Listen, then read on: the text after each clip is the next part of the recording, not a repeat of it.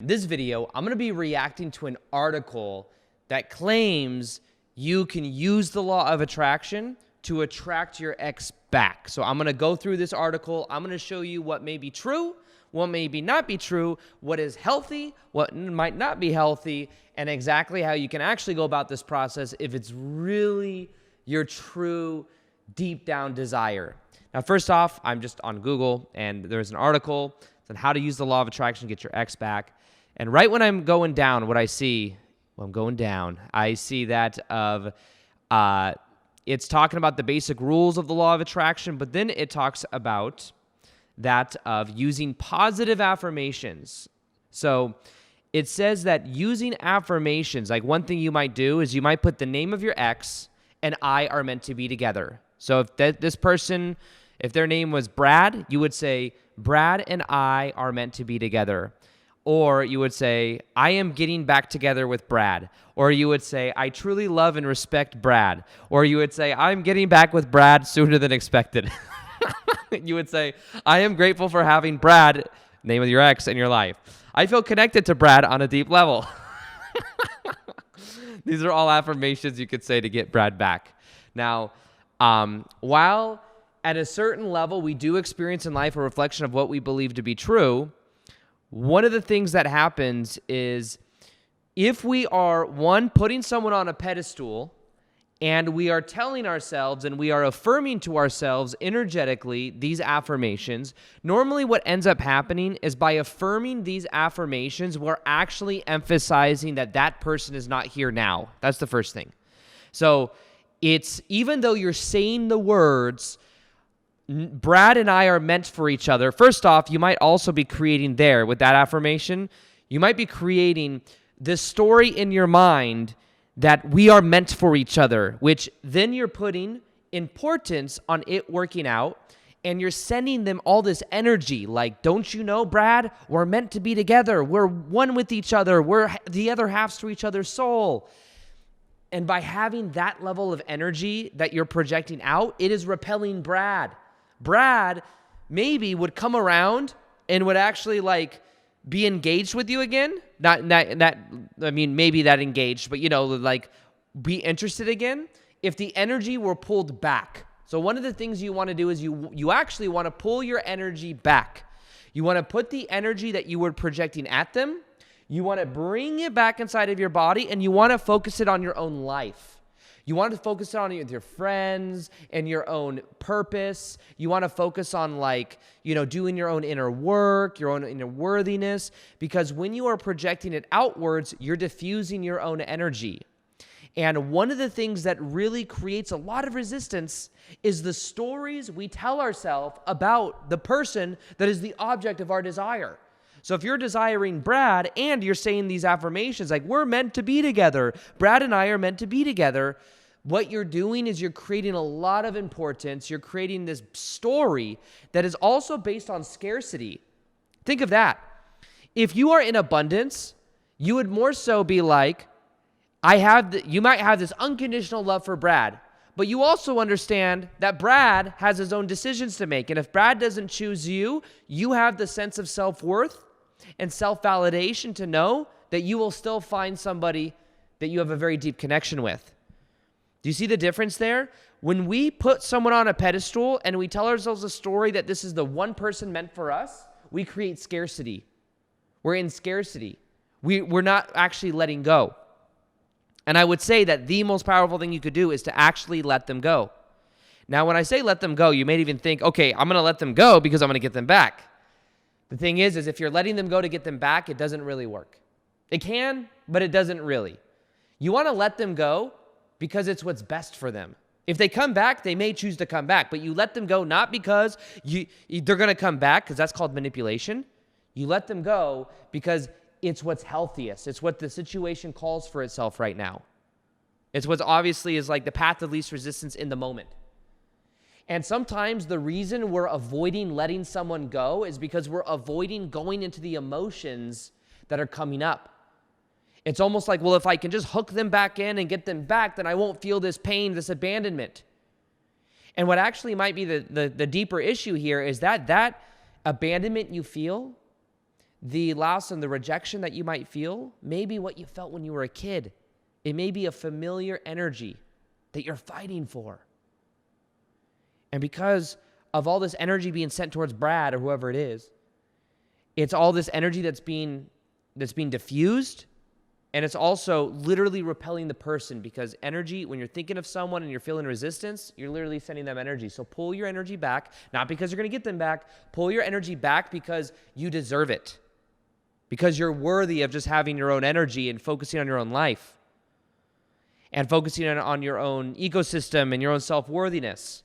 So that's the first thing this talks about, is it talks about positive affirmations. I'm honestly not the biggest person for using affirmations. I believe that the words you say, more important than the actual words you say, are the meanings of those words, and the meaning, you could say, is the beliefs you have about it. So the belief, the meaning of the words is important, because some words you may say may mean different things to different people. But in general, I believe, for myself, I guess, that my beliefs, if I focus on my beliefs and I rewire and I let go of negative beliefs, that works better for me than saying, I am worthy, I am enough, Brad and I are going to be best buds, or whatever, okay? And the key to this is becoming aware of those beliefs. Positive affirmations, a lot of times, reinsert that you're not there, you're not good enough. It's putting resistance on what is, and there's a lack of acceptance. The truth is, you might have to accept that Brad is doing his own thing. And maybe, just maybe, Brad was one of many other soulmates you could have. He's not the one that's meant for you. He was meant for you in that moment. And maybe in his future moment, maybe he will be meant for you, but maybe not. I'd say most likely not. But the story you tell yourself about Brad is what's actually hard to let go of. Because that story may feel familiar, and a lot of times it'll feel familiar to the same childhood dynamics that were active when you were a kid. All right? So that's the first thing. Boom. That's the first thing I want to say. Okay, second one, visualization. So this powerful technique involves creating images or scenes in your mind after you and this person. After a breakup, the thought of your ex excites negative emotions such as hurt, sadness, anger, which is probably true. So when you're visualizing this person, you're probably thinking, ooh, Brad didn't come around. Brad is not here right now. And then you'll normally remember the good times. You're like, I remember when Brad and I went on a date, and Brad bought me ice cream, and Brad, freaking Brad, okay? So Brad, this is using visualization.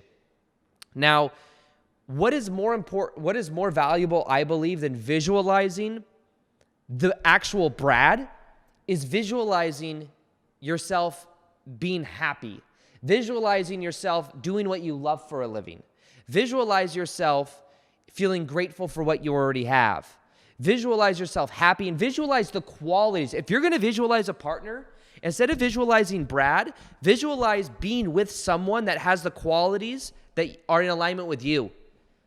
So you might want like an emotionally available person. You might want somebody that thinks of you. You might want somebody that is present. You might want somebody that does fun things with you. Imagine yourself doing those things, but you don't necessarily have to get so specific on that is Brad. Brad is that one person that will do and play golf with me. There may be more people than Brad. So don't think of just Brad. Think of the values that you want to attract in someone else, and the key is actually to live according to those values. I'll tell you, I've said this in many videos, but I've always attracted the woman that I always attracted ended up always being a reflection of my energy. So if I was in a 9-to-5 job I hated, I'd attract women that also worked 9-to-5 jobs they hated. If I was working and doing what I loved, then I'd only attract women that do what they love. So you want to be the most authentic version of you that lives according to the values that you love, that you choose to live by. And by doing that now, you will then attract people into your life that live by those same values. It'll be a one-on-one reflection, a vision board. I'm not a big fan of vision boards either. Some of you might.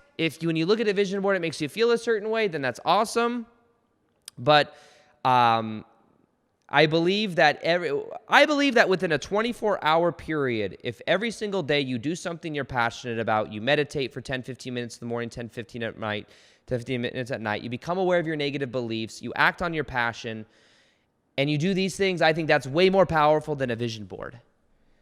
And if you put your ex on your vision board, it's just very, you're very much limiting yourself. The universe is so vast.